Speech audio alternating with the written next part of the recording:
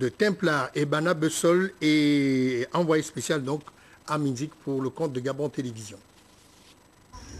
Les premières actions d'envergure sociale de Nikes Biyoré Bizuer, les premiers bénéficiaires, l'école de Sakéville à 5 km de Minzik.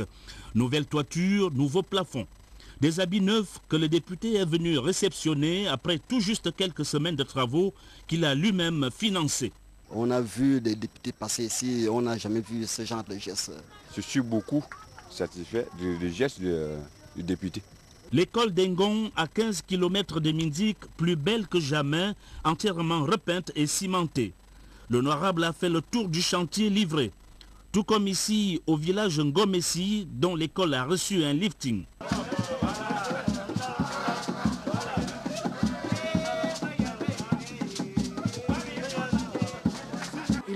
Il a compris le cri de cœur de ses jeunes frères. Il est venu au chevet de ces derniers en réhabilitant les écoles de son siège. Pour le maître d'ouvrage, le cap est désormais fixé. Ce que je suis en train de faire, c'est ce que le président de la République nous conseille de faire. Il nous interdit aujourd'hui de beaucoup parler, mais il nous demande de beaucoup travailler. Votre député sera toujours là. Si je peux résoudre un problème, je vais le faire.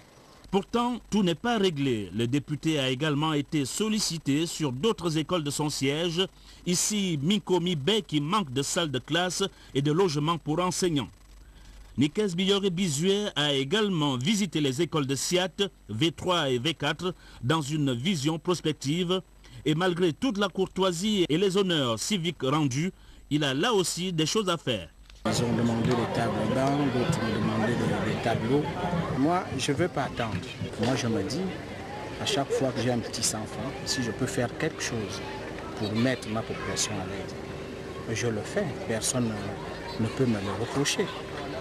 Alors, moi, je suis prêt à travailler pour ma population. Je vais le faire. Mission possible pour le député du premier siège de Lokano qui a confessé qu'il fait de ses actes de solidarité un véritable sacerdoce.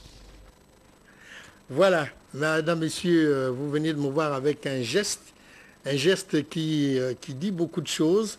Et là, nous avons une plaquette, donc, ici, une plaquette, donc, qui concerne un événement très important, qui concerne également la préservation de l'environnement. Et là, nous avons comme invité René-Paul Souzat. Bonsoir, monsieur. Bonsoir. Déclinez-nous rapidement en quelques secondes cet événement, parce que je vois là une invitation.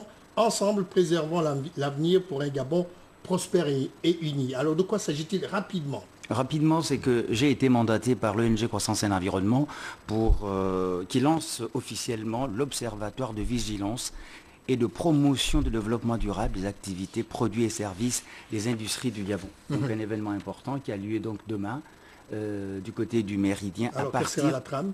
La trame, c'est ce lancement donc, de l'Observatoire à travers des éminences écrises qui viennent donc Il y a d'abord ceux du Gabon qui sont là. Ce sont donc des personnalités importantes qui jouent un rôle important sur le plan universitaire, qui vont participer. C'est une contribution effective.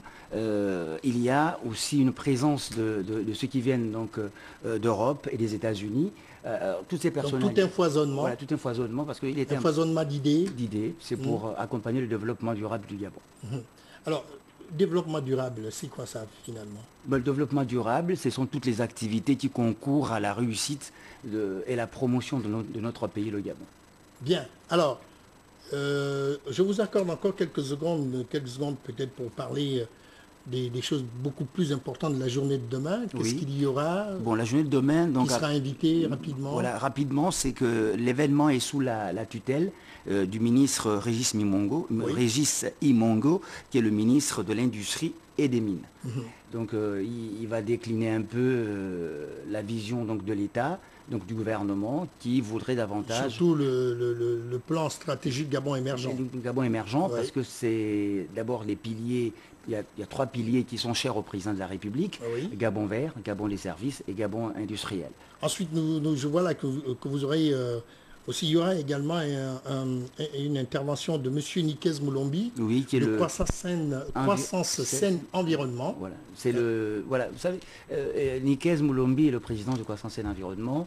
Il a compris que pour participer au développement du Gabon, parce que nous sommes un pays émergent et que le Gabon sera émergent effectivement d'ici 2025, donc sa contribution se fait déjà maintenant à partir de la matérialisation donc, de ce laboratoire industriel qui va déjà d'une manière effective servir les industriels.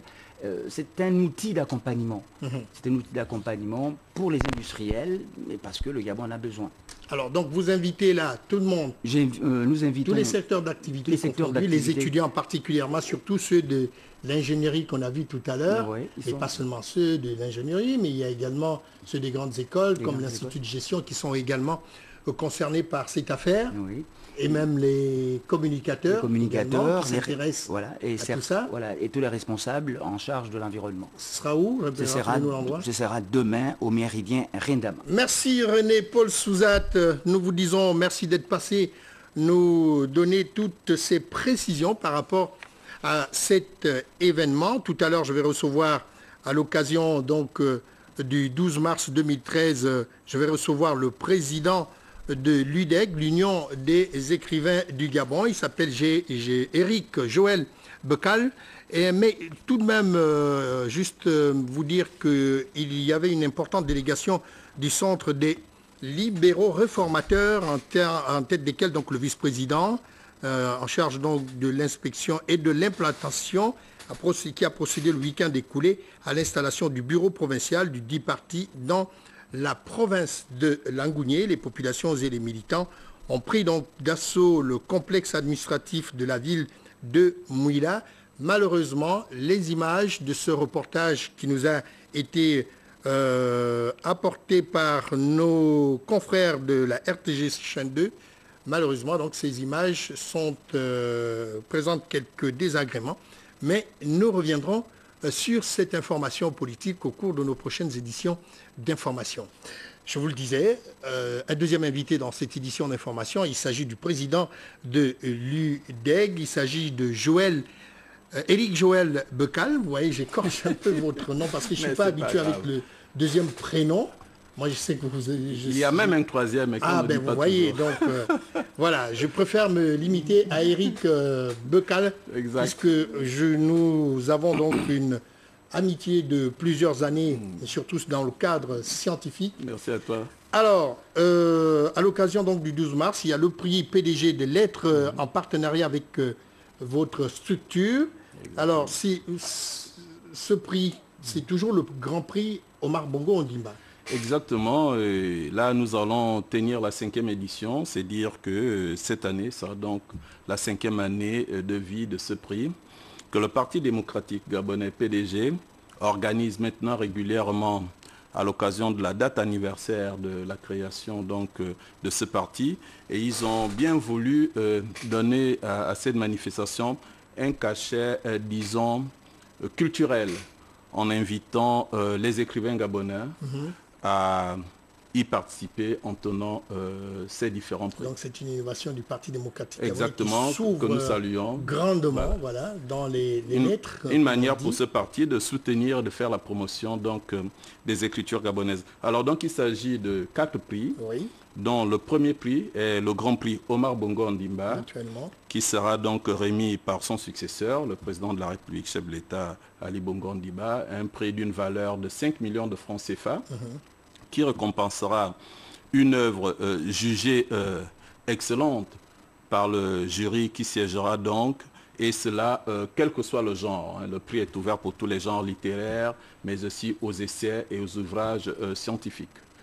Et le deuxième prix, c'est le deuxième prix, le prix du président Georges Rahuiri, ancien président, premier président du Sénat gabonais, mais qui a été aussi longtemps au gouvernement, diplomate, dans tous les cas, grand homme d'État, mais homme de lettres aussi. C'est justement pour rappeler à la mémoire collective que le président Georges Rahuiri, et lorsqu'il s'agit des hommes de lettres, on parle au présent, est un écrivain, un poète, que voilà, ce prix-là récompensera exclusivement le genre poésie et théâtre.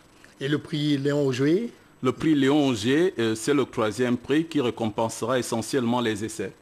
Les essais et même des ouvrages scientifiques. Léon Auger, comme tout le monde le sait, fut l'un des grands penseurs du Parti démocratique gabonais. Il est à l'origine de nombreux essais politiques et aussi il fut un grand formateur. Je crois qu'aujourd'hui, une grande classe, un grand nombre de cadres du Parti démocratique gabonais se reconnaît à travers l'enseignement du défunt ministre Léon Auger. Et le dernier prix, c'est celui du Jeune Espoir. Du Jeune Espoir. Il a quel âge? Moins de 25 ans. Ah, je crois ici que le PDG a voulu tout simplement manifester cet attachement à la jeunesse. Hein. Nous le savons, la jeunesse est sacrée. Et là, voilà, un prix pour cette jeunesse-là, les moins de 25 ans, et dans tous les genres, quel que soit le genre. Voilà, merci Eric Joël, je ne connais pas le 3e prénom, mais Eric Joël. Nous ne le dirons pas.